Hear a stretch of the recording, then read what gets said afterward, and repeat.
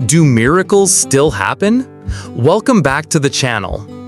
In a world where we can predict the weather with satellites, navigate with GPS, and cure diseases that were once a death sentence with molecular medicine, the concept of a miracle seems to belong to a distant era, a world of fairy tales and ancient scriptures. We live in a universe governed by strict and predictable natural laws.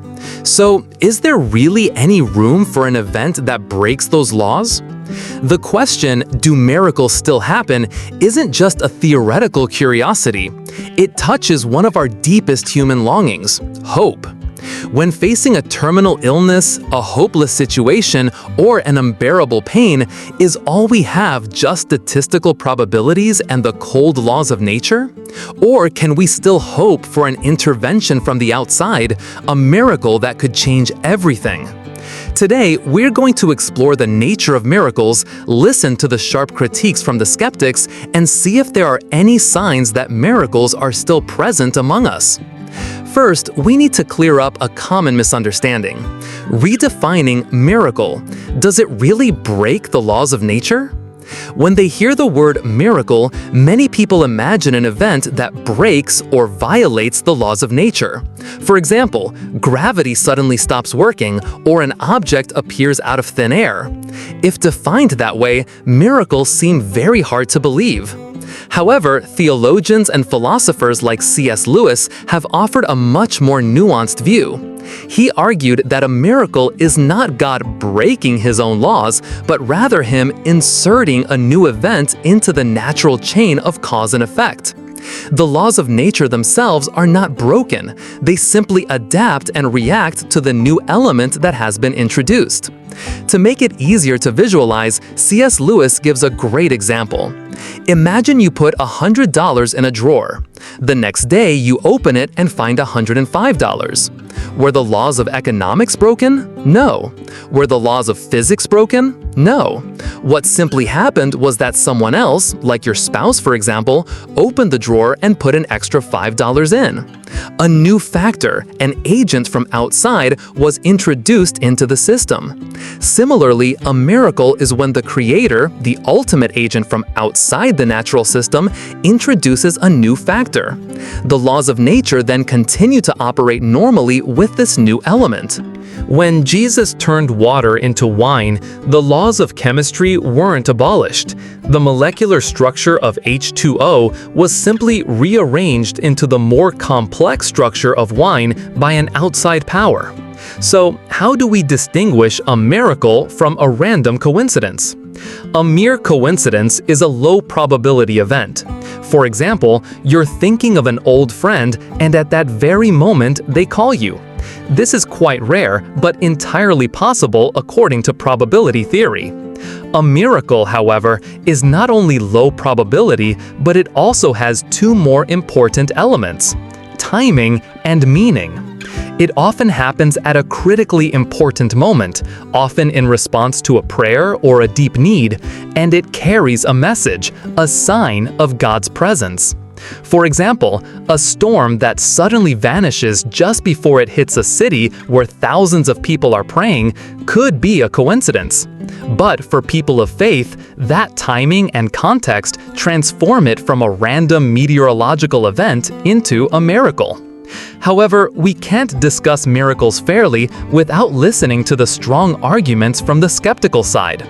The Scottish philosopher David Hume offered one of the most classic challenges to miracles. His argument can be summarized like this: a miracle, by definition, is an extremely rare event, a violation of our common human experience of how the world works. Meanwhile, it is incredibly common for people to lie, be mistaken, or misunderstand an event. Therefore, when you hear someone tell a story about a miracle, what is more rational to believe? That a law of nature was suspended, or that the storyteller was mistaken in some way? Hume concluded that it is always more rational to believe in the possibility of human error than to believe in a miracle. Another powerful argument is the God of the gaps problem. Skeptics argue that, throughout history, humans have often used God or miracles to explain phenomena that science didn't yet understand. Thunder was once considered the wrath of Zeus. Plagues were seen as God's punishment. But then science advanced, and we learned about static electricity, about bacteria and viruses. Every time science fills a gap in knowledge, the space for God seems to shrink. According to this argument, what we call miracles today are simply natural phenomena that our science isn't advanced enough to explain yet. However, the most painful and personal challenge is the problem of silence. If God can perform miracles, why doesn't He do it more often? Why does He heal this person but not another child dying of cancer, despite the child's family praying with all their hearts? This seemingly arbitrary silence leads many to conclude that either God doesn't exist, He doesn't intervene in the world, or miracles are just imaginary stories. This is an incredibly valid question with no easy answers. Despite these philosophical challenges, belief in miracles remains strong. So what evidence do believers in miracles point to today? First, there are medically inexplicable healings. This is the most frequently reported area. There are many cases of patients with terminal cancer who suddenly go into complete remission, or people with severe organ damage who recover quickly in ways that doctors cannot explain. A famous example is the Lourdes Medical Bureau in France. This is an organization of doctors, both believers and non-believers, who specialize in reviewing cases of supposed miraculous healings at this pilgrimage site. Their standards are incredibly strict. A healing is only recognized as medically inexplicable after all other possibilities have been eliminated. Wrong initial diagnosis, the effect of medication, a known natural remission of the disease, or psychological factors.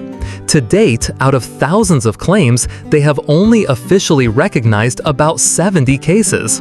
This number is small, but the existence of even one case authenticated by a rigorous medical board presents a major challenge to a purely materialistic worldview. These stories are less scientific but incredibly powerful in terms of personal experience. Perhaps the most famous is the story of George Müller, who ran orphanages in England in the 19th century. He never solicited donations but only prayed. There are countless entries in his journals about times when the orphanages completely ran out of food. One morning, 300 children sat at empty tables, and Müller prayed, thanking God for the meal he believed God would provide. Shortly after, a baker knocked on the door, saying he couldn't sleep and felt compelled to bake bread for the orphanage. Next, a milkman's cart broke down right in front of the orphanage, and he offered to donate all the milk to the children to lighten his cart and make it easier to fix. A coincidence? Maybe, but when coincidences like this happen hundreds of times over a person's lifetime of service, it starts to look like a pattern of divine providence. Perhaps the clearest and most powerful miracle is not the changing of physical laws, but the transformation of the human heart. A long-term addict, shackled by drugs, finds freedom and lives a sober life. A person full of hatred and bitterness, after a spiritual experience, becomes forgiving and loving. A selfish person who only thought of themselves suddenly dedicates their life to serving others. Neuroscience can describe the changes in these people's brains, but it can't explain the initial spark, the profound decision that initiated that change. The deep and lasting transformation in a person's character and morality is, for many, the most compelling evidence that a supernatural power is at work in the world. So, do miracles still happen in the modern world? The final answer depends heavily on your worldview. If you believe the universe is a closed system, that matter and energy are all that exist, then the answer is almost certainly no. Every event, no matter how miraculous it seems, will eventually be explained by natural laws, even if we haven't discovered them yet. But if you are open to the possibility that there is a reality beyond the physical world, that there is an intelligent and loving creator behind this universe, then the answer is yes. Miracles are not frequent events, or else they wouldn't be miracles. They are whispers, rare but powerful signs, reminding us that we are not alone, that our story has a greater meaning, and that hope is never in vain. In the end, searching for miracles isn't about sitting around waiting for extraordinary things to happen. Perhaps it's about learning to see the world with new eyes. Sometimes, a miracle isn't the sea parting, but the courage to get through a difficult day. Sometimes, it's not the dead being raised, but a broken relationship being mended. And sometimes, the greatest miracle of all is our ability, right here and right now, to behold the beauty of a sunset, to feel the love of a friend, and to ask profound questions about the nature of reality. What are your thoughts on this topic? Have you ever witnessed or experienced something you believed was a miracle? Or do you have more convincing counter-arguments? Please share your stories and perspectives in the comments. This conversation makes us all deeper. Don't forget to like, share, and subscribe if you found this content valuable. Thank you so much and see you next time.